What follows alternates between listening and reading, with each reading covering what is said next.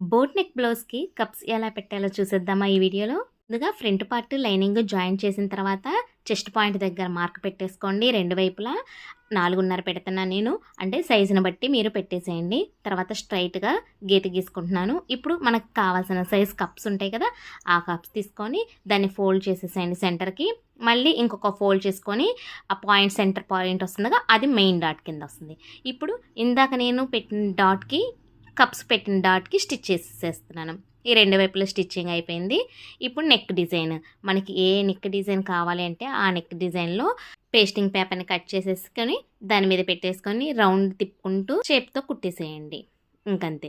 మళ్ళీ ఇప్పుడు దీన్ని పైన కప్స్ అనేది మనం పెట్టినవి కనిపించకుండా ఉండటానికి ఇంకొక లేయర్‌తో లైనింగ్‌తో జాయిన్ చేసేసి స్టిచ్ చేసేసేయండి. ఇప్పుడు డ్రెస్‌ని మనం ఫోల్డ్ చేసుకొని ఎలా తిప్పుతామో ముక్క అలాగే తిప్పేసేసుకోవాలి.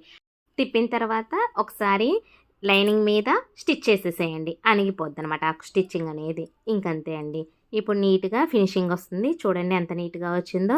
వీడియోకి ఒక లైక్ చేయండి. Thank you.